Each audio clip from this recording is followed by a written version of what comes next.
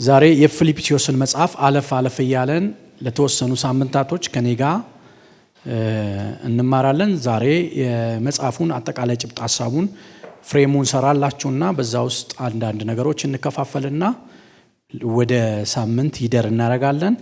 ቁጥር 3ን እናወጣለን። ምዕራፍ 1 ቁጥር 3ን እኔ በመደበኛ ትርጉሙ ነው ማነብላችሁ። ጳውሎስ እንደዚህ ይላል። ምዕራፍ 1 ቁጥር 3 እንግዲህ ከምዕራፍ 1 ላይ ቁጥር 1 እና ቁጥር 2 ሰላምታ ነው የሚያቀርበው። ሰላምታው ሶስት ነገር ነው የሚያመለክተው። እኔን ቀና ብላችሁ ሶስት ነገር ነው የሚያመለክተው። አንደኛ ኤጲስቆጶሶችን ነው፣ የቤተ ክርስቲያን መሪዎችን፣ ሁለተኛ ዲያቆናትንና ሶስተኛ ደግሞ ሕዝቡን የሚያመለክት ነገር ነው እና መልእክቱ ጳውሎስ የጻፈው ለአጠቃላይ በፊልጵስዩስ ላሉ ቅዱሳን የጻፈውና ይህንን ሰላምታ ካቀረበላቸው በኋላ አንድ ጸሎት ይጸልያል። እንደዚህ ይላል። እነዚህን ከቁጥር 3 እስከ ቁጥር 5 ያለው ነው ዛሬ የምንካፈለው። እናንተን ባስታወስኩ ቁጥር ይላል አምላኬን አመሰግናለሁ። የሚገርም ነው። ዘወትር ስለ ሁላችሁ ስጸልይ ይልና አፖስቶሉ እንዲህ ይላል፣ በደስታ እጸልያለሁ ይላል። ለምን?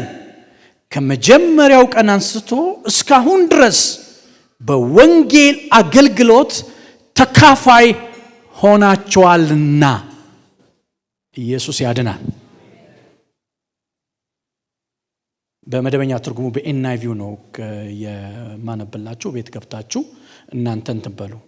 እናንተን ባስታወስኩ ቁጥር አምላኬን አመሰግናለሁ። አንድ ዘወትር ስለ ሁላችሁ ስጸልይ ደግሞ በደስታ በፈንጠዚያ እጸልይላችኋለሁ።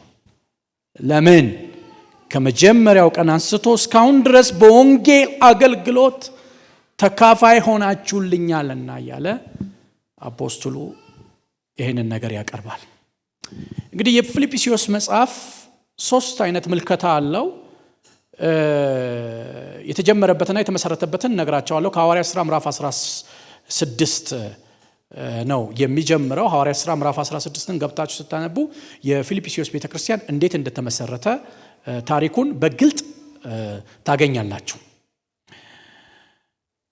ጳውሎስ ይህን መልእክት ሲጽፍ ከ10 ዓመት በኋላ ነው ፊልጵስዩስን በአንደኛው ሚሽን እና በሁለተኛው ሚሽን ጉዞና በሶስተኛው ሚሽን ጉዞ 3 ጊዜ ጎብኝቷቸዋል። ነገር ግን ከ10 ዓመት በኋላ ነው ይህንን መልእክት የሚጽፈው። ሁለት መላምት አለ። አንደኛው በ57 ወይም በ59 እንደ ፈረንጆች ኤዲ ነው የጻፈው ብለው የሚያምኑ አሉ። ይሄም በቂሳሪያ በነበረበት ጊዜ ነው መልእክቱን የጻፈው፣ በዛ ታስሮ እያለ የሚሉ አሉ። ሌላ ደግሞ በ61 ኤዲ ላይ ነው ይህን መልእክት የጻፈው። የሮም የቁም እስረኛ ሆኖ ከአንድ ቤት ውስጥ ሆኖ ነው ይህን መልእክት የጻፈው የሚሉ አሉ። ኦኬ፣ ይህን ካልኳችሁ እንዴት ነው እቺ ቤተክርስቲያን የተመሰረተችው፣ በምን መንገድ ላይ የተመሰረተችው ለሚለው ታሪኩን ትንሽ ናሬሽኑን ሰራላችሁና መጽሐፉን ከፋፈላችሁና ወደ ውስጡ አሁን ወዳነበብኩላችሁ 3 ነጥቦች ዲፕ ገብተን እንማራለን።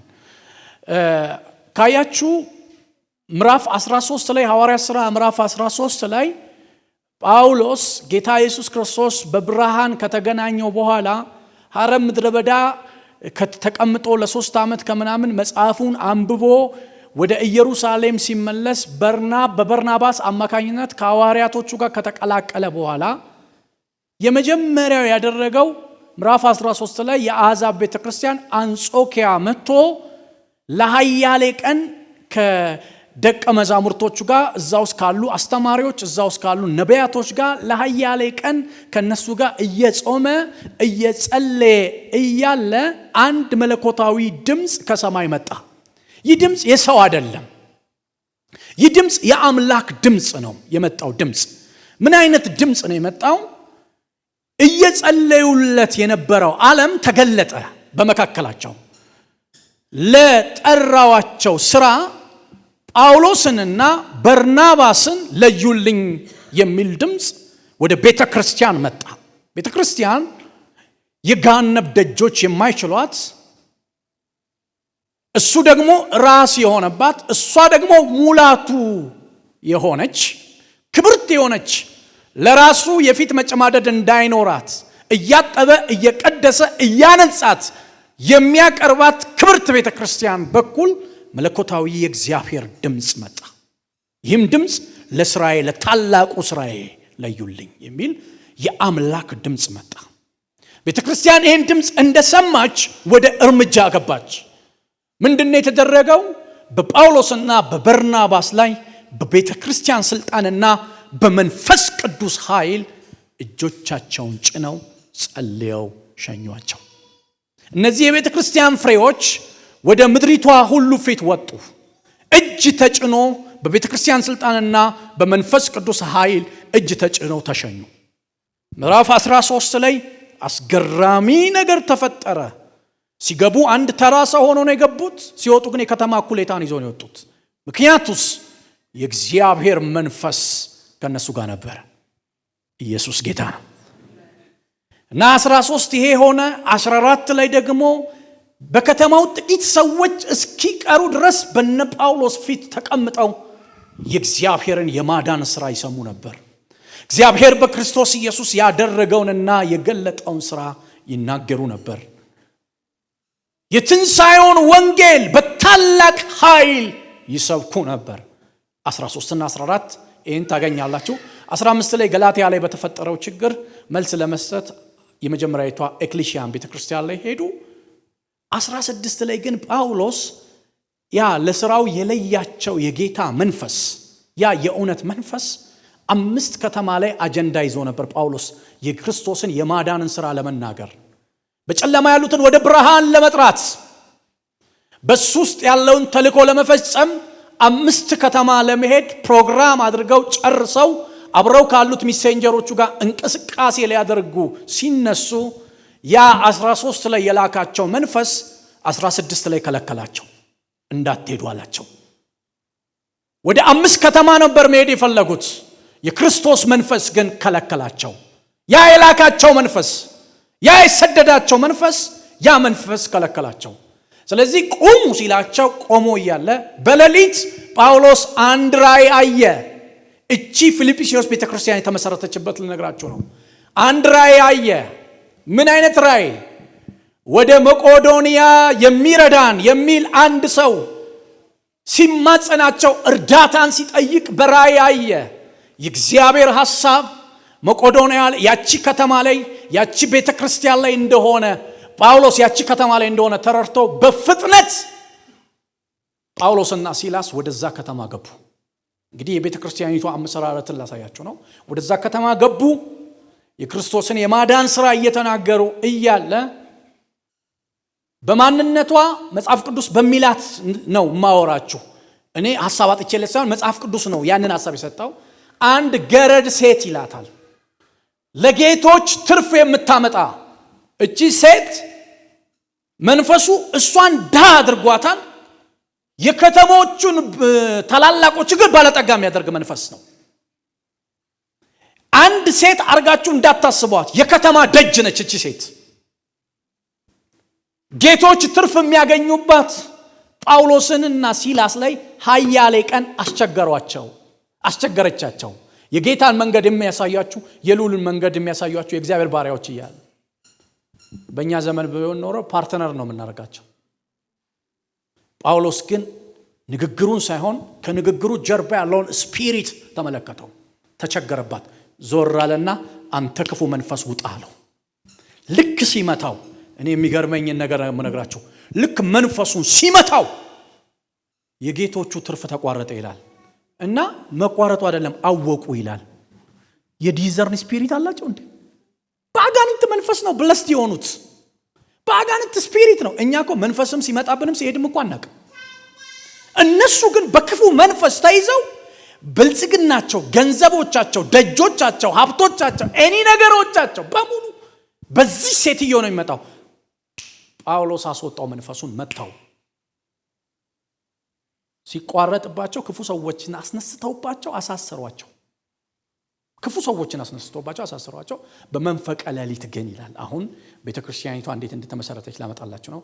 በመንፈቀ ሌሊት ግን ጳውሎስና ማን ሲላስ ከእስር በላይ ወደ ሆነው ወደ እውነተኛው ተቀማጭ ምክንያት ወደማይዘው ሁኔታ ወደማይዘው ቀንና ሌሊት የጻድቃንን ጸሎት ወደሚሰማው ወደ ልዑል አምላክ እየዘመሩ በግንድ ታስረዋል። ያሰራቸው ነገር አለ። ያንን እንዳያደርጉ የሚከለክላቸው ነገር የተፈጥሮ ሕግ ይዟቸዋል። ተይዘው እንደ ክፉ አድራጊ ተይዘው እየዘመሩ እያለ እስርተኞች በሙሉ ይሰሟቸው ነበር ይላል። ምን ሆነ ካላችሁኝ የሁሉም እስራት ተበጣጠሰ ይላል። ኃይል መጣ።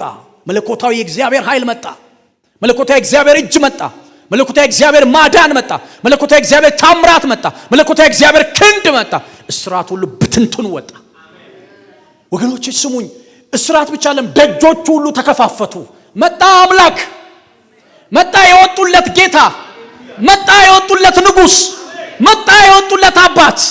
እስራት በሙሉ ተፈታ እና የእስር ቤቱን የሚጠብቀው አለቃ ሁሉም ያመለጡ መስሎት ሰይፍ አንስቶ ራሱን ሊወጋ ሲል ጳውሎስ በመንፈስ ተመለከተው። አንተ ሰው ከኛ መካከል የጠፋ የለም አለው። ለምን? እስራቱ የተፈታው በቴክኒክ አይደለም። የፈታው መንፈስ ልክ ባልሆነ መንገድ ስለማያስኬድ አንድም አላመለጠም አለው። ያም ሰው እየሮጠ መጣ። ምን ላድርግ ብሎ በእግሩ ፊት ተደፋ። ጳውሎስም እንዲህ አለው፣ አንተ ምን አንተና ቤተሰቦች ይድናሉ አለው። ያቺ ቤተ ክርስቲያን በዚህ ሰው አማካኝነት ተመሰረተች። ኢየሱስ ጌታ ነው። የመጀመሪያው እቺ ቤተ ክርስቲያን የኢሮፕ ቤተ ክርስቲያን ለመጀመሪያ በእስር ቤት ተወለደች። ጳውሎስ በዛች ቤተ ክርስቲያን ውስጥ የእግዚአብሔርን የማዳን ሥራ ተጀመረ። እየሰፋ እየበዛ ሄደ። ይህም መልእክት ግን ሲጽፍላቸው ከ10 ዓመት በኋላ ነው የሚጽፍላቸው። ይህን መልእክት የሚጽፍላቸው ለምንድን ነው? ይህን መልእክት የሚጽፈው በዋናነት የፊልጵስዩስን መጽሐፍ ለመጻፍ ያነሳሳው ምክንያቱ ምንድን ነው ካላችሁኝ፣ ፊልጵስዩስን መጽሐፍ አሁን በምን ኢንቴንሽን ማንበብ እንዳለባችሁና በምን መንገድ ማየት እንዳለባችሁ ምንጽሩ ነው የምሰጣችሁ። በዋናነት ሊጽፍ የፈለገው ከ10 ዓመት በኋላ ይህን መልእክት የጻፈላቸው 4 ክፍል አለው፣ 4 ምዕራፍ አለው። በ4 ምዕራፍ ውስጥ በዋናነት ሊጽፍላቸው የፈለገው ምንድን ነው ካላችሁኝ፣ በጳውሎስ በእስራቱ ጊዜ ከመከራው ጋር እቺ ቤተ ክርስቲያን በነገር ሁሉ ቆማለች።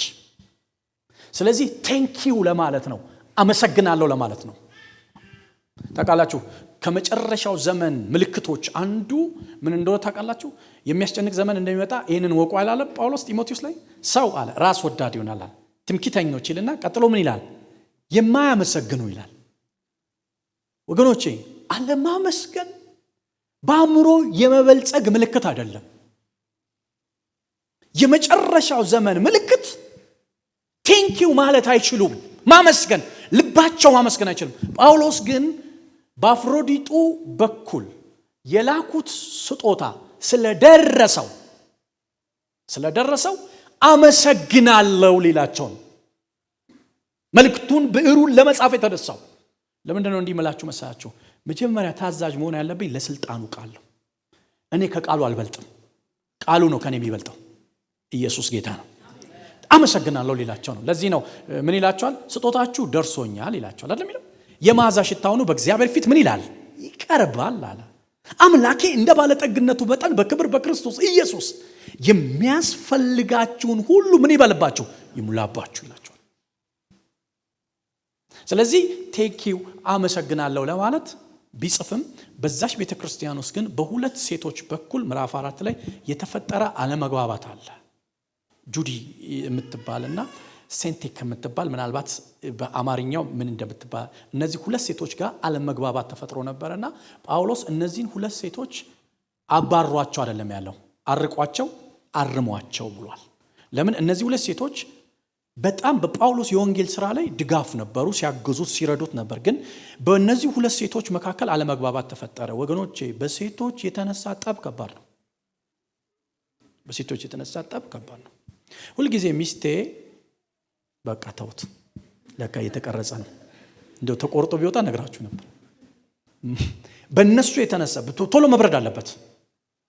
ለዚህ ነው በኳየር የተነሳና በእህቶች የተነሳ ጠብ አይቆምም። በደቦ ነው የሚሉት። ኪሊማንጃሮ ተራራ ብትገፋ ይሻላል እነሱ ከምትነካ። ኢየሱስ ጌታ ነው። እና ጳውሎስ ቶሎ እርማት እንዲሰጣቸው ይናገራል። እሺ ይሄን ካልኳችሁ መጽሐፉን እያሳያችሁ ነው። ከዛ ወደ ትምህርቱ መጣላችኋለሁ። ትንሽ ለመጽሐፉ ታማኝ እንድንሆን ነው ለማመስገን የጻፈው። እንደዛም ቢሆን ጳውሎስ ስለራሱ በአራት ምዕራፍ ውስጥ እዩኝ ቀና ብላችሁ ስለራሱ በአራት ምዕራፍ ውስጥ 100 ጊዜ ጠቅሷል። እየሰማችሁ ነው? ስለራሱ 100 ጊዜ ተናግሯል። እኔ፣ በእኔ፣ ከኔ የሚሉ ቃላቶችን 100 ጊዜ ፊልጵስዩስ መጽሐፍ ላይ ታገኛላችሁ። ለምንድን ነው እኔ፣ በእኔና ከኔ የሚሉ ቃላቶችን ለ100 ጊዜ ተጠቀመው? ለምን ተጠቀመ? ለምሳሌ ሁለተኛ ቆሮንቶስ ላይ ሙግት ለማቅረብ ነው የተጻፈው። ሁለተኛ ቆሮንቶስ ላይ ለምንድን ነው ሙግት ያቀረበው? ኤክሊሺያ ላይ በተነሳው የመጀመሪያዊቷ ቤተክርስቲያን ላይ ረሃብ ተነሳ። አጋቦስ ትንቢት ተናገረ። ታስታውሱ ከሆነ አጋቦስ ትንቢት ሲናገር ረሃብ በኢየሩሳሌም ይመጣል ተባለ። የአሕዛብ ቤተክርስቲያን ገንዘብ አሰባሰቡ። የገንዘብ ማሰባሰቡን ስራ የሰራው ጳውሎስ ነው። ሄዶ ለሐዋርያቶቹ ገንዘቡን ሰጠ። ቆሮንቶስ ቤተክርስቲያን ግን ምን አሉት? ገንዘቡን ቆርጥሟል አሉት። በልቷል፣ ሌባ ነው አሉት። ቆሮንቶስ ቤተክርስቲያን 18 ወራት ጳውሎስ ተቀምጦባታል። እንደውም ሊወጣ ሲል በዚህ ከተማ ብዙ ሕዝብ አለኝና ዝም አትበል ጩህ ተብሎ ተነግሮታል። ታስታውሳላችሁ? ጮሆ የመሰረታት ቤተክርስቲያን ነች። ግን ከጀርባው ትበላው ነበር። እና ሁለተኛ ቆሮንቶስ ቅርብ እንደነበር ሩቅም ሆኜ እንደዛው ነኝ የሚላቸው፣ በመገረፍ አብዝቼ የሚላቸው ለእግዚአብሔር የከፈለውን ለማሳወቅ አይደለም፣ እኔ ሌባ አይደለሁም እያላቸው ነው።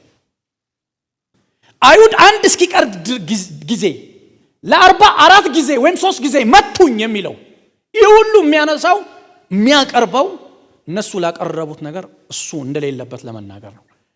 እዚህ ግን 100 ጊዜ በእኔ፣ ከኔ፣ እኔ የሚል ቃላቶችን ለመጠቀም የፈለገበት ዋናው ምክንያት የፊልጵስዩስ አማኞች በጣም አስገራሚ ናቸው። ለጳውሎስ ኮምፈርት ዞኖቹ ናቸው። ኮምፈርት ዞኖቹ ናቸው። እኔ አንድ በረከት ልባርካችሁ፣ ውሰዱ። እግዚአብሔር ኮምፈርት ዞኖችን ይስጣችሁ።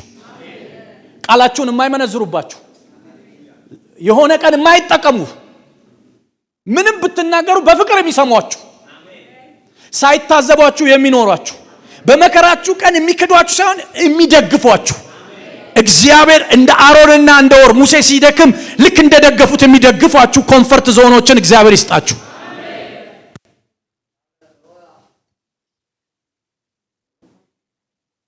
ስላለፈበት ጥልቅ ስሜቱ ለፊልጵስዩስ አማኞች ያለ ፍርሃት ነግሯቸዋል።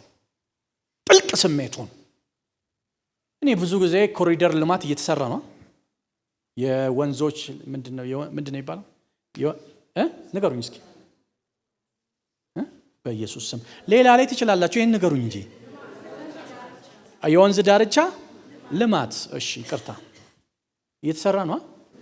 ደስ አይልም? ሀገራችን በጣም ደስ የሚለው ግን እኔ ዶክተር አብይን ባገኘው አንድ ነገር ነግረው ነበር። እንደዚህ አይነት ደግሞ አዳራሽ ለብቻ በየሰፈሩ መስራት አለበት የሚል አቋም አለኝ። ምክንያቱም ሰው የሚነግረውን አጥቶ አሁን እኮ መሳቂያ ቦታ እንጂ ማልቀሻ ቦታ አተናል። ብዙ ነገር እኮ ተሸክመናል። እውነት ውስጣችሁ ያለውን ነገር የምትናገሩት እና የሚሰማችሁን ሰው እግዚአብሔር ይስጣችሁ። አልገባችሁ? እውነት ነው የምላችሁ፣ ስትወጡ ይገባችኋል። ይሄ የምንናገርበት እንደው ሐሳባችን እንኳን የምንተነፍስበት ቦታ እኮ ጠፍቷል። እንደ የሆነ ቦታ ተሰርቶ ማልቀስም ካለብን አልቅሰን፣ መናደድም ካለብን ተናደድ፣ ጨርሰን የምንወጣበት፣ ሀገር ማንረብሽበት መሰራት አለበት የሚል አቋም አለኝ። ጳውሎስ እንኳን የፊልጵስዩስ አማኞች አሉት 100 ጊዜ ተናገረ። እኔ የት ልናገር? ኢሮፕ ውስጥ ጥናት ተደርጎ እንዳለ ኢሮፕ ውስጥ ጥናት ተደርጎ የተደረገው ሴተኛ አዳሪዎች ጋር በህይወታችሁ ያጣችሁት ምንድነው ተብሎ ሲጠየቁ ጥናት የተደረገ ነገር ነው የምነግራችሁ። በህይወታችን ያጣነው ተመሳሳይ ከተለያዩ ቦታ ነው ጥናት የተደረገው የመለሱት ምላሽ ግን ተመሳሳይ ነው። አንድ ምላሽ ነው የመለሱት። ገንዘብ የሚሰጠን አላጣንም፣ ከኛ ጋር የሚያድር አላጣንም፣ ወድሻለሁ የሚለን አላጣንም፣ ያጣነው የሚሰማን ነው አሉ። እግዚአብሔር ምስክሬ ነው። የሚሰማችሁን አትጡ። ኧረ አሜን በሉ። የሚሰማ ማለት ስንሰብክ የምትሰሙት አይደለም፣ የልቡን ነው ያዳመጡት። የልብ ወዳጆቹ ናቸው። በእውነተኛ ፍቅር ተሳስረዋል ከፊልጵስዩስ አማኞች ጋር። 100 ጊዜ መናገር የፈለገው እኔ ማለት ኃይለኛ ነኝ ለማለት አይደለም፣ ጥልቅ ፍቅር። እንደውም የጽሁፉ ይዘት ምን አይነት መሰላችሁ? አንድ እውነተኛ ወዳጅ ሲገናኝ የሚነጋገሩትን ዲያሎግ ይመስላል ጽሁፉ። ምንም ትዝብት የሌለበት የተሰማውን ስሜቱን በአጠቃላይ የተናገረው ፊልጵስዩስ ቤተክርስቲያን ላይ ነው። ለምን? አሁን ወደ ማካፈላችሁ ነገር መጣላችኋለሁ። ከዛም እንዲህ ይላቸዋል የፊልጵስዩስ አማኞችን በመከራም ይሁን በደስታ በጌታ ደስ እንዲላቸው ይመክራቸዋል። ስለራሱ ከተናገረ በኋላ ደግሞ ስለነሱ አንድ ነገር ይነግራቸዋል። መጽሐፉን እያሳያችሁ ነው። በመከራም ይሁን በደስታ በጌታ ደስ እንዲላቸው። ደስታቸው ከኪሳቸው እንዳይጀምር፣ ደስታቸው ከአምላካቸው እንዲጀምር። አረ አማኝ አሜን ይበል። አንድ እግዚአብሔር ሰው ሲናገር የሰማሁትን ቆይቷል የሰማሁትን እና አንድ መጽሐፍም ገልበጥ ሳረግ ያገኘሁትን አንድ ነገር ልንገራችሁ። ይስሐቅ ጉድጓድ ሲቆፍር ታስታውሳላችሁ? የመጀመሪያ ቆፍሩ ተከራከሩት፣ የኔ ነው አሉት፣ ተወላቸው። ቀጥሎ ቆፈረ፣ ተከራከሩት፣ የኔ ነው አሉት፣ ተወላቸው። ሶስተኛ ሲቆፍር ግን አልተከራከሩትም። ምንድነው ያለው? ሮቦት። እግዚአብሔር አሰፋን በምድር ሁሉ ምን እንላለን? እንበዛለን አለ። ሮቦት ማለት የስሙ ትርጉም ምን መሰላችሁ? አንድ ክፍል ማለት ነው። ስለዚህ ውሃውን አይደለም ሮቦት ያለው፣ አንድ ክፍል ውስጥ ሆኖ እንዲህ ያለ እግዚአብሔር አሰፋኛል። የሚያሰፋኝ እሱ ነው አለ። ስለዚህ ያገኘው ነገር ላይ አይደለም ጳውሎስ ይስሐቅ መስፋትን ያወራው ሰጪው ላይ ነው። እግዚአብሔር አሰፋን፣ በምድር ሁሉ እንበዛለናል። ይኸውላችሁ ጉድጓድ ነው ያገኘው። ሁለተኛው በማለዳ ግን የሚያመነጭ ነው ያገኘው። ሪሶርስ ነው ያገኘው፣ የማይቆም የማይነጥፍ። ባረኳችሁ። በማይቆም በማይነጥፍ ወዳጅነት የተሳሰራችሁ ነው። እና ጳውሎስ ለፊልጵስዩስ አማኞች የደስታ በምድር ላይ ስትኖሩ ኢዮብ እንደተናገረው የሰው ሕይወት ብርቱ ሰልፍ ነው። በብርቱ ሰልፍ መካከል ስለምትመላለሱ ባገኛችሁት ሳይሆን በሰጣችሁ ደስ ይበላችሁ ያላችሁ። በጌታ ነው ደስ የሚላችሁ። ስለ መስፋት ስታስቡ ቢዝነሳችሁ ሲንቀሳቀስ አይታችሁ አይደለም፣ ያላችሁን ነገር አይታችሁ አይደለም። የሚያሰፋ የሚመራ የሚደግፍ የሚያግዝ የሚያበረታ ከዜሮ ወደ ሙላት የሚወስድ አንድ እጅ እናንተ ጋር አለ። አረ አማን ጮህ አሜን ይበለኝስ። በጌታ ደስ ይበላችሁ። ደግሜ እላለሁ ከእስር ቤት የወጣ አይመስልም። ከሆነ በጣም ከመዝናኛ ስፍራ ምቾት ካለበት ስፍራ የወጣ ነው የሚመስለው መልእክቱ። በጌታ ደስ ይበላችሁ ይላቸዋል። አየ ጳውሎስ በስራቱ የከበበው ያጣው የተሸነፈው የተመታው ነገር አይደለም። የጳውሎስ ልብ ውስጥ ሙቀት አለ። ማን? ጌታ። ደስታ አለ እላቸዋለሁ አለ። ለምን? ነገር ስቴብል አይደለም፣ ስቴብል አንድ ነው። አንተ ግን አንተን ዓመታት አይለውጡም፣ የዘመን ቁጥር አይመረመርም የተባለ ታላቅ ንጉሥ አለ። ደስታችሁን እሱ ላይ ትከሉት አለ። ጩና እስኪ አሜን በለኝስ። በጌታ ደስ እንዲላቸው ያበረታታቸዋል። የመልእክቱ ዓላማ ማለት ነው። ሌላ የመልእክቱ ልዩ ባህሪን ልነግራችሁና በአራት ከፍዬ አሁን ወደ ማካፈላችሁ አሰምጣላችኋለሁ። የመልእክቱ ልዩ ባህሪ ትንሽ ታገሱኝ። የፊልጵስዩስ መልእክት አንድም የኦልድ ቴስትመንት ጥቅስ ጳውሎስ አልተጠቀመም። አንድ ለምሳሌ ዕብራውያንን ስታነቡ ብዙ የኦልድ ቴስትመንት ጥቅሶችን ታገኛላችሁ። በተለይ መዝሙረ ዳዊት ምዕራፍ 2 ላይ ያሉትን መዝሙር ላይ በጣም ከመዝሙር የተወሰዱ ብዙ ሐሳቦች አሉ። የፊልጵስዩስን መጽሐፍ ላይ ግን አንድ የኦልድ ቴስትመንትን ጥቅስ አልተጠቀመም። ሁለት መላምት አለ። አንደኛው አይሁዳውያኖች እዛ ስላልነበሩ አሕዛቦች ናቸው በክርስቶስ ያመኑት የሚል የመልእክቱ ልዩ ባህሪ። ሌላ ደግሞ የመልእክቱ ልዩ ባህሪ ጳውሎስ 13 መልእክቶች ጽፏል ተብሎ ይገመታል። እንደዚህ አይነት አጻጻፍ አልነበረበትም። ማለት ስለ እኔ በእኔ ከኔ የሚል ስለ ራሱ ብዙ አይናገርም። ስለወጣለት ዓለም ሊሞትለት ስለወሰነለት ጌታ ነው የሚናገረው። እና ሁለተኛው እስከዛሬ ከጻፈው ይሄ ነው። ሌላ በትኩረት የሚናገረው በዛ ቤተክርስቲያን ውስጥ ያሉ ክርስቲያኖች ስትሮንግ እንዲሆኑ፣ በክርስትናቸው የበለጸጉ እንዲሆኑ፣ ፍሩትፉል እንዲሆኑ መልእክቱ በእነዚህ ለየት የሚያደርገው እነዚህ ነገሮችን የተሸከመ ነው። ይሄን ካልኳችሁ በአራት ልክፈልላችሁና ምዕራፍ 1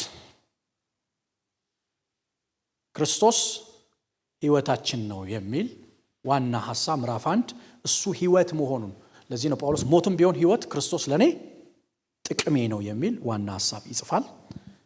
ሁለተኛ ምዕራፍ 2 ምሳሌያችን ነው፣ እሱ የአምላክ መልክ ሲኖር ሳለ የሚለውን ስንማር እናያለን።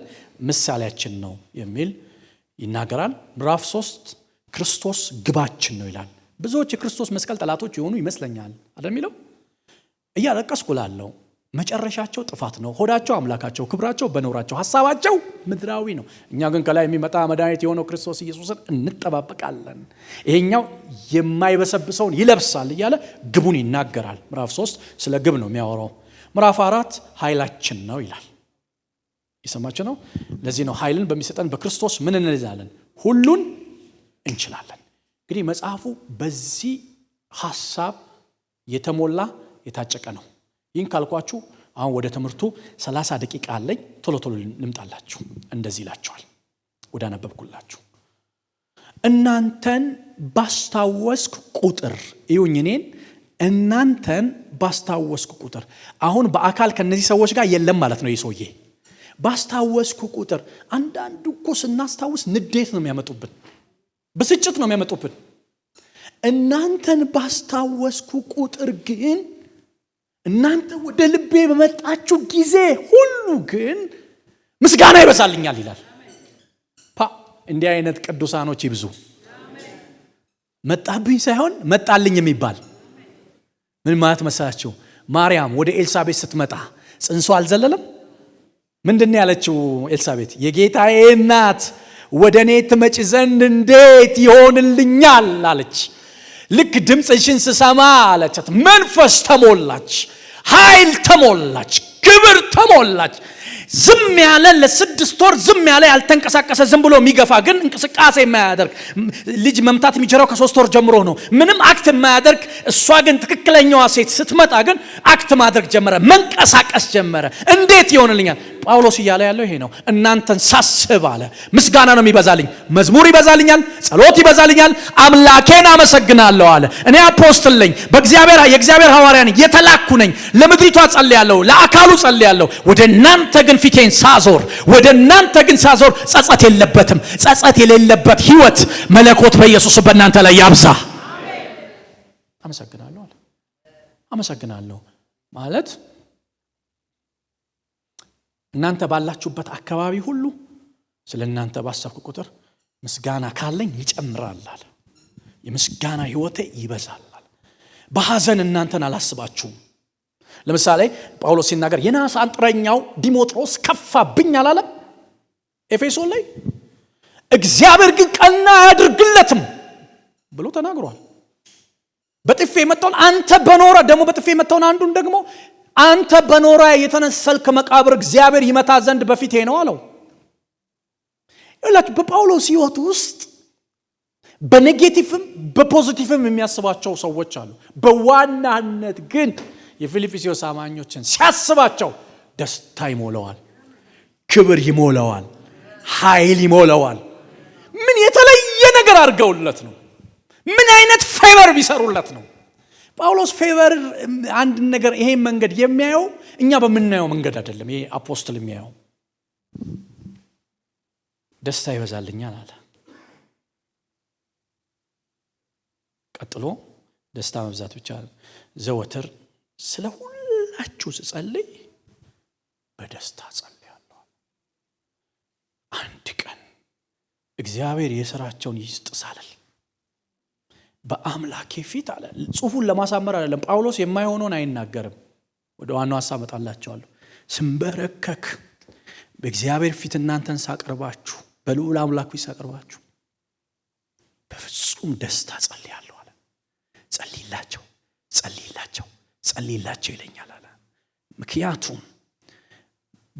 ከ10 ዓመት በኋላ ነው የመልእክት የሚጽፍላቸው። በ10 ዓመት ትውስታዬ ውስጥ ሐዘን አይደላችሁም ደስታ ናችሁ አላቸው። ጸጸት አይደላችሁም ክብር ናችሁ አላቸው። መከራ አይደላችሁም ኃይል ናችሁ አላቸው። እናንተ ዓለም ላይ ሹፈት የለም አለ። እንዲህ አይነት ክርስትና እንዲህ አይነት የከበደ ህይወት በጌታ በኢየሱስ ስም ለቅዱሳን እንዲህ የምንሆንበት ጸጋ ይሰጣል። አረ አሜን በሉ። ይሄንን ይላቸዋል። ስለዚህ ለጳውሎስ የሰላም ወረዳ ነው። ለዚህ ነው ኮምፎርት ዞን ናቸው ማለት። እነዚህ አማኞች ቀላል እንዳይመስሏችሁ። ጳውሎስ ታዲያ ይሄንን የተናገረው ለምንድን ነው? ከቁጥር 5 ላይ ያለው ቃል ነው ከባዱ። ይሄንን ነው ዛሬ በደንብ ገባ ብለን የምናየው። ከመጀመሪያው ቀን አንስቶ ይላቸዋል። ሰው እንዴት በዚህ ፓሽን ያደርጋል? እዩኝ እኔን ከመጀመሪያው ቀን እናንተና እኔ ከተገናኘንበት ከተዋወቅንበት ቀን አንስቶ እስካሁን እስከ 10 ዓመት በዚህ ሁሉ ዓመት ውስጥ ባለመለወጥ እንዲህ ይላቸዋል። ደስታዬ የምትሆኑት እናንተን ሳስብ የማመሰግነው የማልሰጋባችሁ የማልደነግጥባችሁ እናንተ ላይ አይደነገጥም ይላቸዋል። ለምን? ህይወት በእናንተ ውስጥ በትክክል ሰርቷል። ክርስቶስ ሞቱን ተሸክማችሁ ትዞራላችሁ። ክርስቶስ በእናንተ ንጉሥ ሆኗል። ስዕሉ በትክክል ተስሎባችኋል ይላቸዋል። እንደዚህ ይላቸዋል። ከመጀመሪያው ቀን አንስቶ እስካሁን ድረስ በወንጌል አገልግሎቴ ተካፋይ ሆናችሁልኛል ይላቸዋል። እየሰማችሁ ነው? ተካፋዮች ናቸው በወንጌል አገልግሎት። ምን ማለት መሰላችሁ? እኔ ስሰብክ እናንተ ቁጭ ብላችሁ መማር እኮ አይደለም። በእስያ ያሉት የአሕዛብ ቤተክርስቲያን ሁሉም ጀርባቸውን ባዞሩ ጊዜ እቺ ቤተክርስቲያን ከጳውሎስ ጋር ብቻ የቆመችው። እስካሁን ድረስ ከኔ ጋር ተካፋዮች ናቸው አለ። ወንጌልን ብቻ አይደለም የተካፈላችሁት፣ መከራዬንም ተካፍላችኋል። የኔ ጉዳይ ያሳስባችኋል። በኔ ጉዳይ ላይ ኮንሸስ ናችሁ፣ ንቁ ናችሁ ይላችኋል። ለምን? እኔ ከእግዚአብሔር እንደተላኩ እኔ ውስጥ ያለው ዓለም የእግዚአብሔር እንደሆነ ስለገባችሁ ባለመለወጥ ከኔ ጋር 10 ዓመት ተራምዳችኋል ይላቸዋል። ማን ነው በወንጌል ተካፋይ የሚሆን? ምን አይነት ልብ ነው ይሄ? እኮ ጠፍቷል። ተካፋዮች ናችሁ ይላቸዋል። ወገኖቼ በዚያ ጊዜ ከጳውሎስ ጋር መቆም ከእግዚአብሔር ጋር መቆም ነው። ጳውሎስ የተሸከመው የራሱን ፍቃድ አይደለም፣ የጌታን ፍቃድ ነው። ለዚህ ነው ጳውሎስ ሲናገር አንብባቸዋል በመልእክቱ ሲል የክርስቶስን ሞት ተሸክሜ ዞራለሁ አለ። ለሚድኑት የሕይወት ሽታ ነኝ አለ፣ ለሚጠፉትስ የሞት ሽታ። ባንተ ሕያው ሆኜ እኖራለሁ እንቀሳቀስ። ጳውሎስ እኮ ዓለም የለውም። ደማስቆ ላይ ከተመታ በብርሃን ከተመታ በኋላ የራሱን ዓለም ሰውቷል። ከማንም የሚበልጥበትን ነገር ትቶ በክርስቶስ የሚገኘውን ጽድቅ ተቀብሎ ወደ ሙታን ትንሣኤ ለመድረስ ቀን በቀን የሚጋደል እንገባለን። ፊልጵስዩስን ገብተንና የኋላውን እየተወ ወደፊት እጁን የሚዘረጋ ዓለሙ እግዚአብሔር የሆነ ሰው ነው።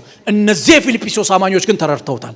ስለዚህ በወንጌል በሙሉ በነገር ሁሉ ከሱ ጋር ካለው የእግዚአብሔር ፕሮግራም ጋር ተካፋይ ነበሩ።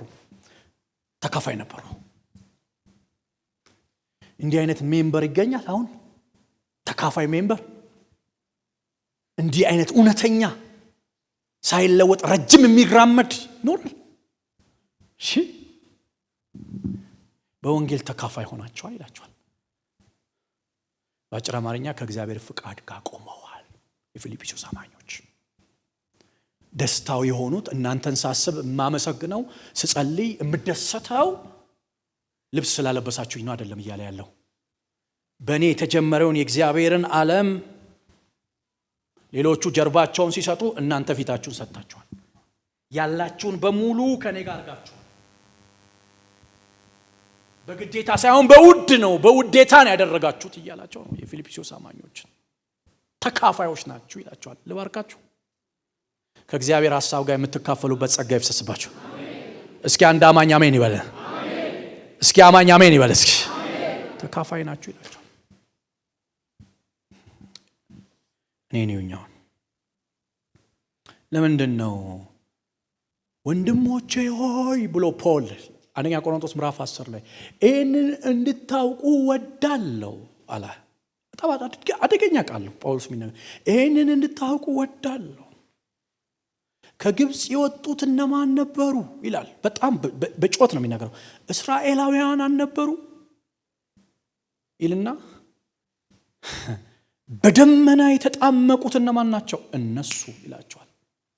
ያንን መንፈሳዊ መብል የበሉት እነማን ናቸው? እነሱ። ያን መንፈሳዊ መጠጥ የጠጡት እነማን ናቸው? እነሱ። ይከተላቸው ከነበረው ከአለቱ ጠጥተዋል። ያም ማለት ማን ነበር? ክርስቶስ ይላቸዋል። ሁሉ ተመልከቱ። ነገር ግን ይላቸዋል የእግዚአብሔር ለነሱ አልቀረም፣ በሚበዙት ግን አልተደሰተም፣ ምክንያቱም በምድረ በዳ ሴሰኑ አለ። ስለዚህ እልፍ ወደቅ አለ። የእግዚአብሔር ሳይቀርባቸው የነሱ ለእግዚአብሔር ቀረ። የፊልጵስዩስ አማኞች ግን እንደዛ አይደለም።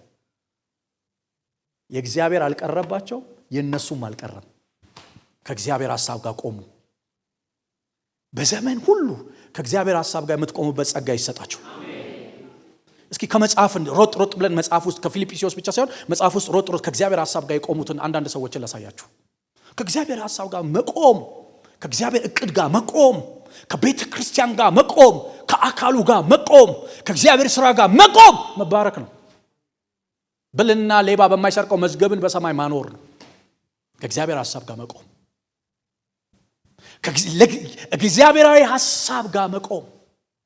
የፊልጵስዩስ አማኞች ለጳውሎስ እንደዚህ ናቸው። ኢየሱስ ዓለምን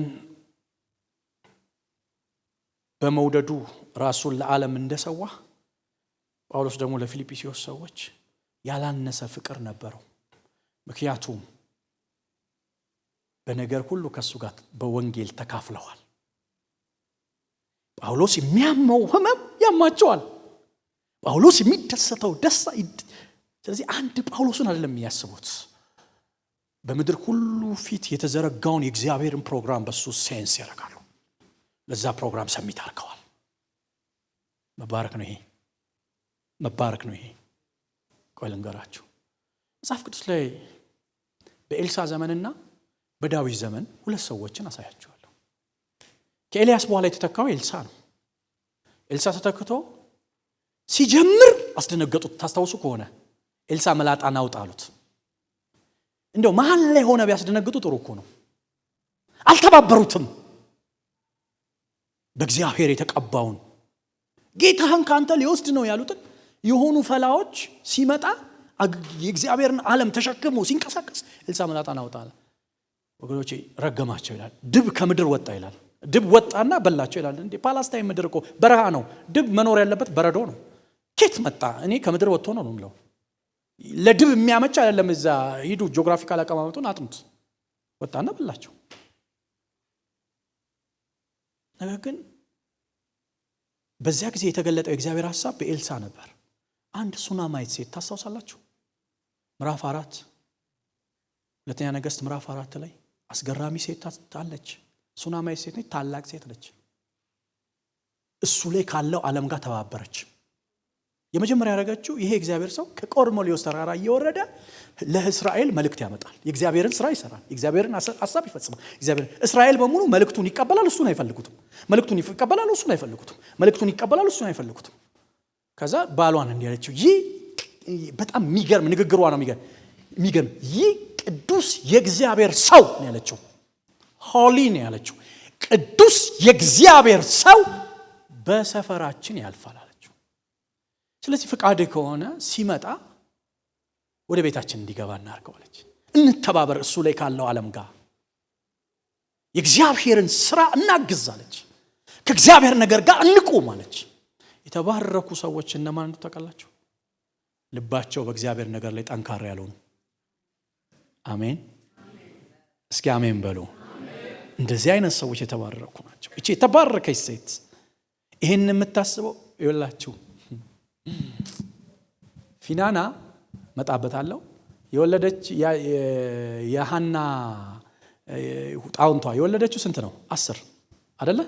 እንደውም ከ10 ልጅ አልበልጥም አላላትም። እሱ ምን ትላት ነበር ይላል? በወለደችው ታበሳጫት ነበር። ሰው እንዴት በወለደው ያበሳጫል? ያልወለደን ባገኘችው ነገር የሌላትን ሰላም ምቾት ተነሳታለች። እናንተ እቺ ግን አንድ ሳትወልድ ያለችውን ሰምታችኋል? ስትሰጠኝ አለችው እሰጣለሁ አለችው። 10 እያላት አንድ ያልሰጠች አንድ ሳይኖራት እሰጣለሁ ትላለች። አየ ቁጥር አይደለም ልብ ነው የሚፈልገው ክርስትና። ምን አይነት ልብ ነው? ምን አይነት መሰጠት ነው? እግዚአብሔርም ጸሎቷን ሰማ ይላል። ሳሙኤል እንትና ኤሊ ሲጸልይ ማጸኗ ተከፈተ፣ ልጅ ሰጣት። 10 ይዘው አንድ የሌላቸው አንድ ሰጥቷት አንዱን ሰጠች። ከእግዚአብሔር ሐሳብ ጋር ተባበረች። ለእግዚአብሔር ሐሳብ አበቃችሁ። እችም ሴት የሌላት ነገር አለ። ታላቅም ሴት ብትሆን ታላቅነት ማጸኗን አልከፈተም፣ ግን የሌላትን ጮት አልሰማችም። የሚያልፈውን የእግዚአብሔርን ፕሮግራም ተባበረችው። ከእግዚአብሔር ፕሮግራም ጋር የምትተባበሩበት ጸጋና መንፈስ ይብዛላችሁ። ተባበረች ከእግዚአብሔር ሐሳብ ጋር እና ባሏ ፈቀደላት። ያ እግዚአብሔር ሰው መልእክት አምጥቶ ሲመለስ በመንገዱ ላይ ቆመ። ነፍሴ በፊት ትክበር፣ እኔ ቤት ግባ አለችው። ለካቱ አይደለም የገባው ቤቷ። ለምን ምዕራፉን ገብታችሁ በደንብ ስታነቡ ይገባቸዋል። እና ምግብ ታበላው ነበር። ከዛም በልቶ ወደ ቤቱ ወደ ቆርኔሌዎስ ተራራ ይሄድ ነበር። እንደዚህ እያደረገ ውስጧ ግን ጠብ አልልም አለችው አላት። ይህ ለዚህ እግዚአብሔር ሰው ምን አለ ሰገነት ምን ሰራለት ምናምን አለችው። አሁን ለኛ አምጡ እያልኩ አይደለም። ይሄ እንደዚህ አይነት የተረገመ ነገር እየተናገርኩ አይደለም። ነግሬያቸዋለሁ። ከእግዚአብሔር ሐሳብ ጋር ቁሙ እያልኳችሁ። አሜን። እስኪ አሜን በሉ። እና ተባበረች፣ ሰራች። በዛ ጊዜ የእግዚአብሔር ሐሳብ በሱ በኩል ለምን በነቢያቶቼ ቃል መራውሽ። በነቢያቶቼ እግዚአብሔር በነቢያቱ ነበር ሲመራ የነበረው በዛ ጊዜ። ነብይ ማለት ከእግዚአብሔር ወደ ሰው ነው። ከእግዚአብሔር ወደ ሰው መጥቶላቸዋል። እና በጣም የሚያሳዝነው ነገር ሰገነት ሰራችለት። እና ያ እግዚአብሔር ሰው በልቶ ሊሄድ ሲል ኖ እረፍ አለችው። ልክ ተቀምጦ እንዲህ አላት። ለካ ተራሱ አይደለም ቤቱ አይገባም። ከሰራዊት አለቃ ወይስ ከንጉስ ምን ትፈልጊያለሽ አላት። ምን ፈልገሽ ነው ይሄ ሁሉ የምታደርጊልኝ? አስፈቅድልሻለሁ አላት። አየ ንጉስ የሚሰማው ሰው ነው የገባው ማለት ነው። አቶ አይደለም የገባው ማለት ነው። ልቧን አይቶ ነው የገባው ማለት ነው።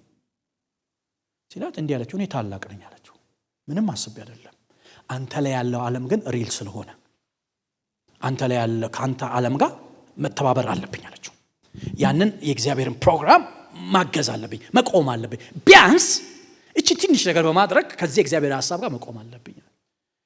ጊያዝ ምን አላት? ብዙ ታላቅም ብትሆን ቤቷ ልጅ የለም አላት ብሎ ለኤልሳ ነገረው። የዛሬ ዓመት መጣለሁ ነው ያለው። ወንድ ልጅ ታቅፈሽ ነው ያላት። በመት ርብርብርብር አላለም። ልሳን ምናምን አላበዛ። የዛሬ ዓመት መልቀቅ። ኢየሱስ ጌታ ነው። ማህፀኗ ተከፈተ፣ ልጅ ወለደች። አታስታውሱ? ከእግዚአብሔር ሐሳብ ጋር የተባበረችው እቺ ሴት እና ምን ሆነች? እቺ ሴት ለፊልጵስዩስ ሰዎች መተባበራቸውን እንጂ ውጤታቸውን መጽሐፉ አላስቀመጠም። ውጤትም አለው ከእግዚአብሔር ሐሳብ ጋር መተባበር። እንዲሁ መባከን ብቻ አይደለም፣ መባዘን ብቻ አይደለም፣ ውጤት አለው። እና ምን ሆነ ሲባል በእስራኤል ሀገር እግዚአብሔር ለ7 ዓመት ምድሪቷን ሊቀጣ ሲፈልግ እንደውም ኤልሳ በዛ ረሃብ ነው የሞተው። ኤልሳ ራሱ መልእክት አምጪው ራሱ ሞቷል። እግዚአብሔር እንዲህ ያለው ወደዛች ታላቅ ሴትዮ ቤት ግባ አለው። ሂድ አለው። ለካህን ይሄ መልእክት አልመጣም፣ ለንጉስ አልመጣም፣ ለማንም አልመጣም። የመጣው በጊዜው ለተገለጠው እግዚአብሔር ሐሳብ ጋር ለተባበረችው ለሷ ብቻ። ለካህን አልመጣም፣ ለንጉስ አልመጣም፣ ለማንም ለራሱ ለኤልሳ ይሄ መልእክት አልመጣም። ሂድ 7 ዓመት ምድሪቷ ላይ ረሃብ ቀጥሬያለሁ አለ። እና እቺን ሴት ንገራት አለው። ምን ብዬ? 7ቱ ዓመት እስኪፈጸም ድረስ አንቺ ልጅሽና ባልሽን ይዘሽ ውጪ። ይሄ ልጅ በዚህ ጊዜ ተመልከቱ፣ ይሄ መልእክት ከመምጣቱ በፊት ራሴን ብሎ እናቱ ላይ ተኝቶ ሞቷል። ኤልሳ አስነስቶታል አይደል? አታስታውሱ? ለ7 ዓመት ሄደች። የነካችው ትንሽ ነው፣ ያገኘችው ግን ቁጥር የለውም። አሜን ትላላችሁ? ወገኖች አንዳንዴ እግዚአብሔር ነገር ካልገባችሁ ዳር ያዙ። አስተያየት ብዙ አትስጡ። ዳር መያዝ ጥሩ ነው እስኪገባችሁ ድረስ ማለት ነው። እና እቺ ሴትዮ ከእግዚአብሔር ሐሳብ ጋር ስለተባበረች ከመጣው የደመና አሰራር ጋር ተባበረች። በኤልሳ ከመጣው የእግዚአብሔር ፕሮግራም ጋር ተባበረች። የኤልሳ አይን የእግዚአብሔር አይን ነው፣ ምድሪቷን ሁሉ ነው የሚያየው። አይታችሁ ከሆነ ሶርያውያን የሚያደርጉትን ሁሉ ያይ ነበር። ተገጥሞለታል የመለኮት አይን። ቤተክርስቲያን አይን አላት። የጨለማውን ደጅ ታፈርሳለች። ጩና እስኪ አሜን በሉ እስኪ። ከዛ 7ቱ ዓመት ተፈጽሞ ስትመለስ ነገር ሁሉ ተገለባብጧል። ስትደርስ መሬቷ ተወስዷል፣ ቤቷ ተወስዷል፣ ምን ተወስዷል። እሷ እግሯን ብድግ ስታረግ እግዚአብሔር ቤተ መንግስት ውስጥ እግሩን ብድግ አረገ። ጊያዝን አስጠርቶት ይላል ንጉሱ፣ ኤልሳ ያደረገውን ተአምራት ንገረኛለሁ ይላል። ኤልያስ 8 ታምር ነው ያደረገው። እጥፍ መንፈስ የሚባል የለም፣ መንፈስ ቅዱስ ነው ያለው። ኤልሳ ደግሞ 16 ታምር ነው ያደረገው። ታምሩ ነው እጥፍ። እየሰማችሁ ነው? ስንት ታምር! ዮርዳኖስን እንደዚህ ሲመታ የከፈለው እያለ አንድ ሴት ነበረች ብሎ ስለሱ ያወራል።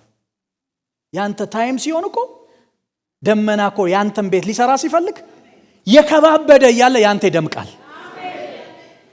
አንድ ሴት ነበር እና ለንጉሴ ይወራል። እንጀራ በላችሁ። አሁን እሱ ሚሊዮን እያበላኩ ከዛ ሲላታል እና እዚህ ከእግዚአብሔር ሐሳብ ጋር ተባበረች። ከዛ አንድ ቀን ደግሞ ቤት ሰርታ ጠበቀችው፣ አስተኛቸው። ከዛስ የዛሬ ዓመት ትወልጃለሽ አላት እና ወለደች። ከዛስ አንድ ቀን ልጁ አባቱን ሊረዳ ሲወጣ ራሱን መታው የሆነ ነገር። ከዛ እናቱ ጭን ላይ ተኝቶ እያለ ሞተ። ከዛስ መጥቶ አስነሳው እያለ ከንጉስ ፍትህ ፈልጋ ይላል። ንጉስ ደጅ በሩ ጋር ስትቆም ንጉስ አለ ምነግርህ ሴት ያቻት አለ ከነ ልጁ አለ ያለ ወረፋ አስገባዋት ተባለ። የእግዚአብሔር ሐሳብ ጋር ተባበር። ሄሎ ሄሎ ሄሎ። አየ እቺ ሴት ብልና ሌባ በማይሰርቀው መዝገቧን አስቀምጣለች። ሰማይ ተንቀሳቀሰላት። በጌታ በኢየሱስ ስም ሰማይ ለአንተ ይንቀሳቀስ። ገና ይወላችሁ ስንት እኮ ፍትህ የሚፈልግ የተደረደረ አለ። በስፔሻል ኬዝ የሷ ደጅ ተከፈተ። ገባች። ንጉስ እንደዚህ ነው ያላት፣ ሳትጠይቅ የምትፈልጊውን ጠይቅኝ ሰጥሻለሁ አላት። ለምን? ከእግዚአብሔር ሐሳብ ጋር የተባበሩ ሚስ አይደረጉም። የተባበሩት ዓለም ሊያከብራቸው ይመጣል። የፈለጋችሁት ዓለም ነው የሚያገኛችሁ። እዚህ ጋር ጌጠኛ ልብስ ለብሳችሁ በመሰዊያው ፊት ቆማችሁ የእግዚአብሔርን ታላቅነት ስታውጁ ስለ ስሙ ያሳያችሁትን ይረሳ ዘንድ አመፀኛ ያልሆነ ጌታ ከናንተ ዓለም ጋር ይተባበራል። እንዲህ አላት። ምን እንደምትፈልጊው ሲላት እኔ ምንም አልፈልግም፣ ግን በእግዚአብሔር ሰው በኤልሳ የመጣውን ትንቢት ኤልሳ ሞቷል፣ በዛው አለፈ። ያመከራ ኤልሳ አለፈ፣ ሞተ። 7 ዓመት አልፌ ስመለስ ቤቴ ተወስዷል፣ ሁሉ ነገር ተወስዷል አለችው። ነው እንዴ አላት። ምንድነው ታዲያ የፈለግሽው? ቤቴ እንዲመለስ፣ እርሻዬ እንዲመለስ አለ። ቤትሽም እርሻሽም አይደል ብቻ አይደለም የሚመለሰው። ስንት ዓመት ነው መሬቱ ያልተረሰው አላት። 7 ዓመት። በይ ከጎተራው ውሰጂ አላት። ቤት ብቻ አይደለም የተመለሰላት። የሰው ሁሉ መሬት ጾም ሲያድር እግዚአብሔር በንጉስ ጎተራ ላይ ይዘራላት ነበር። ወገኖቼ ስሙኝ፣ ከእግዚአብሔር ሐሳብ ጋር ስትተባበሩ እጅ ይመጣል። ለምሳ እግዚአብሔር ያሉ የሚባርካቸው የሰው እጅ አይደለም፣ የራሱ እጅ ነው። የፊልጵስዩስ አማኞች ስንመለከት በወንጌል አገልግሎቱ በእኔ ነገር ከጳውሎስ ጋር በመከራው ተካፍለዋል፣ ከሱ ጋር ቆመዋል፣ ተባብረዋል። በወቅቱ የተገለጠውን የእግዚአብሔርን ሐሳብ ሚስ አላደረጉም፣ አላሾፉም፣ ዳር አልያዙም። የእግዚአብሔርን ሥራ በቸልተኝነት አልሰሩም። ባይብል የእግዚአብሔርን ሥራ በቸልተኝነት የሚሰራ የተረገመ ይሁን ይላል። ቸልተኝነት በፓሽን ነው የሰሩት፣ በትጋት ነው የሰሩት፣ በመቀጣጠል ግለቱ በማይቀንስ ልብ ነው የሰሩት። እንዴት ሁሉ ዓመት ሳይለወጡ ይሄዳል? መነካት ካልሆነ ይሄ መነካት ይምጣ። በፍጹም ሳትለወጡ የምትሄዱበት እውነተኛ ብርሃን በጌታ በኢየሱስ ስም ያገኛችሁ። ጩና እስኪ አሜን በሉ እስኪ። ግን አንድ ነገር ልንገራችሁ፣ የተባበራችሁት ዓለም ሊረዳችሁ ይመጣል። መጽሐፍ ቅዱስ እርዳታው ከሰማይ የሆነለት ሰው ምስጉን ነው ይላል። ሄሎ፣ እኔ የምፈልገው ከሰማይ የሆነ ነው። ከሰማይ የሆነው የፊት መጨማደድ የለበትም፣ ሳይነቀፍ ነው የሚሰጠው። እነዚህ የፊልጵስዩስ አማኞች በጳውሎስ ከተገለጠው እግዚአብሔር ፍቃድ ጋር ተባበሩ። ለስራዬ ለዩልኝ የሚለው ምዕራፍ 13 ላይ ለመጣው መለኮታዊ ድምጽ እውነት ነው አሉ። የቆሮንቶስ ቤተክርስቲያን ክሪቲሳይዝ ሲያደርጉት፣ ከሲታ ሲሉት፣ ደካማ ሲሉት እነሱ አላሉትም። ሌላ አንድ ሰው ልጨምርላችሁ፣ 3 ደቂቃ አንድ ሰው ልጨምርላችሁ። ቤርዜልን ታውቁታላችሁ? ቤርዜል ማለት የአንድ ከ12ቱ ነገድ የአንድ ነገድ ልጅ ነው። ትልቅ ሽማግሌ ነው። አቢሴሎም በዳዊት ላይ ተነስቶ ባዶ እግሩን ከቤተ መንግስት አስወጣው። ቤተ መንግስት አብረው ካሉ በስተቀር ማንም ዳዊትን አልተከተለም ይላል። ሁሉንም አቢሴሎም ወስዷል። ፊቱን ተሸፋፍኖ ደብረ ዘይት ተራራ ወጥቷል፣ አልቅሷል። እና ያ አገር ሲመገብ የነበረው ቤርዜል በረሃ ላይ ወደቀ። በረሃ የሚበላውን አጣ። ዳዊት በረሃ ላይ ወደቀ። ቤርዜልም ይሄን ሰማ ይላል። ገላዳዊ ነው። ተነስቶ ይሄ ሽማግሌ ያለውን ቀለብ ይዞ ዳዊትንና ይላል በበረሃ ከዳዊት ጋር የነበሩትን በበረሃ ውስጥ ነፍሳቸውን ጠበቀ። ይመግበው ነበር። ያ ንጉስ ሺዎችን ሲያበላ የነበረው ንጉስ አንድ ተራ ሰው እጅ ላይ ወደቀ። አንድ ተራ ሰው እጅ ላይ ወደቀ። ቤርዜል የሚባል ሽማግሌ ሰው እጅ ላይ ወደቀ። ያበላው ነበር። ለምን መሰላችሁ የሚያበላው? ንጉስ ስለሆነ አይደለም፣ የእግዚአብሔር መብራት ከሱ ጋር ስላለ ነው። የእግዚአብሔር ፕሮግራም ከዳዊት ጋር እንደሆነ ገብቶታል ቤርዜል። እንዲህ አይነት ንቁ ሰዎችን እግዚአብሔር ይስጣችሁ። ከእግዚአብሔር ሐሳብ ጋር ማይተላለፉ ገብቶታል ቤርዜል። አበላው፣ ነፍሱን በበረሃ ጠበቀ። አቤሴሎም ሞተ። ዳዊት እንደገና ወደ ዙፋን የሚመለስበት እድል መጣ። በረሃ ላይ የሌለ ድሉ ላይ ሲመጣ እስራኤልና ታቦት ካህኑ ወጥቶ ዮርዳኖስ ጋር ጠበቁት ይላል። በከበሮ በዘፈን አንተ ድል አምጣ እንጂ የሚመታልህ አይጠፋም። በረሃ ላይ የሚመጣ ካንተ ጋር ያለውን የእግዚአብሔርን ፕሮግራም ሴንስ ያደረገ ነው። ቤርዜል ብቻ ነበር በረሃው ላይ። ስሙኝ የእግዚአብሔር ቤተሰቦች፣ አኪማስና የንጉስ ወዳጅ አኪማስና ኩሲ እንኳን አይታችሁ ከሆነ ያንን የካህኑን ልጅ ምን አለው?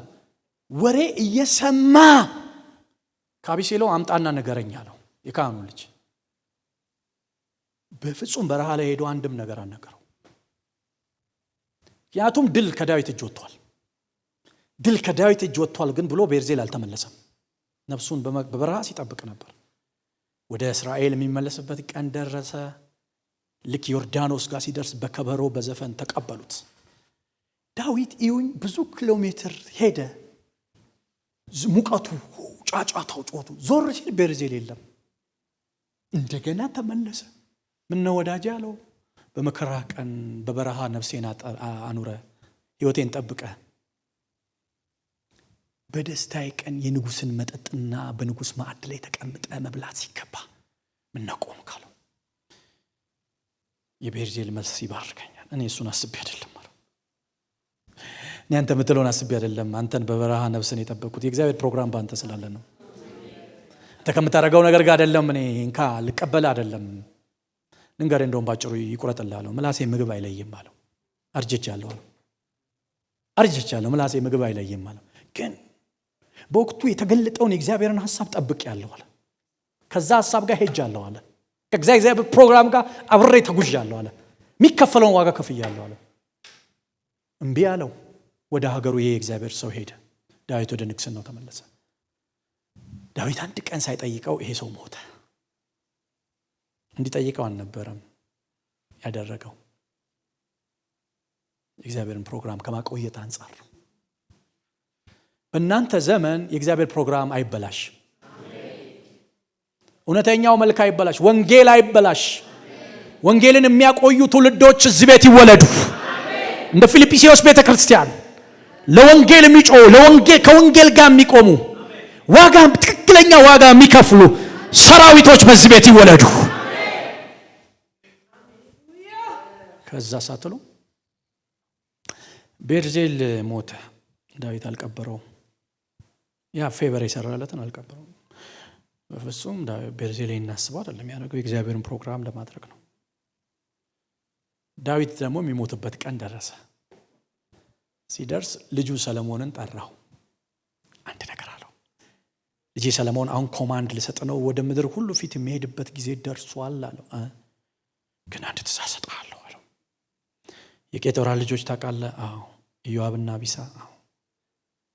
እነሱን ያለ ቅጣት አትተዋቸዋለሁ። በሽበት ወደ መቃብር አታወርዳቸዋለሁ። ያ ከወንድም ፊት ስሸሽ አፈር እየረጨ የረገመኝን ሳሚን ታውቀዋለህ? አዎ። እሱንም አንተ ጥበበኛ ነህ፣ በጥበብ አድርገዋለሁ። ነገር ግን እኔ በበረሃ ወድቄ ነፍሴን ያቆየ ያ ገላዳዊ ቤርዜል እኔ ንግስና ላይ ከመጣ በኋላ ሚሳረኩት ሳልጠይቀው ታመመ፣ ሳልቀብረው ሞተ፣ ረሳሁት፣ ድል አስረሳኝ አለ፣ ምቾት አስረሳኝ። እሱ የለም አሁን ግን ልጆቹ አለው አለው። ሂድ ካሉበት በረሃ አምጣቸው፣ ካሉበት ህይወት ስታቲክስ ከሚኖሩበት የህይወት ደረጃ አምጣቸው አለው። አንተ በምትቀመጥበት ደረጃ አስቀምጣቸው አለው። አንተ የምትበላውን አብላቸው አለው። ይሄ በጎነት ለዚህ ቤተሰብ እንዳይቋረጥ አለው። ምክንያቱም አባታቸው ከእግዚአብሔር ሐሳብ ጋር ተባብረዋል። ወገኖቼ ከእግዚአብሔር ሐሳብ ጋር መተባበራችሁ ለልጆቻችሁ አቅም ይሆናል። ባይብል እግዚአብሔርን የሚፈራ ዘር ይልና ብኩን ይሆናል አይደለም ይለው፣ በምድር ላይ ኃያል ይሆናል ይላል። አንተ የምታስገባው ትልልቅ ትምህርት ቤት አይደለም ልጅህን ኃያል የሚያደርገው። እመነኝ፣ ጥሩ እንግሊዘኛ የሚናገር እንጂ ዶክተር ላይሆንልህ ይችላል። እኔ ደግሞ ጥሩ እንግሊዘኛ የሚናገር ልጅ መቼ እንፈልጋለሁ? ዶክተር፣ ሀገር የሚገነባ ኢንጂነር ነው ፈልገው። አንተ ከእግዚአብሔር ሐሳብ ጋር የፊልጵስዩስ አማኞች ይሄ ነው። በወንጌል ከሱ ጋር ተካፍለዋል፣ መከራውን ተቀብለዋል፣ በመከራው ላይ አላሾፉም። ለጳውሎስ የሰላሙ ሰፈር ናቸው፣ ለጳውሎስ የደስታዎቹ ምንጭ ናቸው። ለዛ ነው 100 ጊዜ ስለራሱ በደንብ ያወራው፣ ተለቆ ሳይፈራ ያወራው። ያምናቸዋል። እጃችሁን አንሱና ልባርካችሁ። ከእግዚአብሔር ሐሳብ ጋር እስከ መጨረሻ የምትሄዱበት ጸጋ በኢየሱስ ስም በእናንተ ላይ ይፍሰስ። በእግዚአብሔር ነገር ላይ ጀርባችሁን የምትሰጡ ሳይሆን ፊታችሁን የምትሰጡ። በሕዝቅኤል ዘመን ሕዝቅኤልን እንዳልከው ይው ሲያስቆጡኝ እንዳልክ ጀርባቸውን ለኔ ሰጥተው ለጣዖት ፊታቸውን ሰጥተዋል እንዳልክ ለዚህ ዓለም ፊታችንን እንዳንሰጥ እግዚአብሔር ሆይ ጉብዝናችን ላንተ ይሁን። ሩጫችን፣ አቅማችን፣ አስተሳሰብ ሁሉ ነገር ካንተ ነገር ጋር የተባበረ ይሁን። ከተገለጠው የእግዚአብሔር ፍቃድ ጋር የተባበረ ይሁን። ክብር ላንተ ይሁን። ስም የተቀደሰ ይሁን። ጌታ አርገ ለዘላለም በቀባው በኢየሱስ ስም ስትል ሰማይ። ተባረኩ።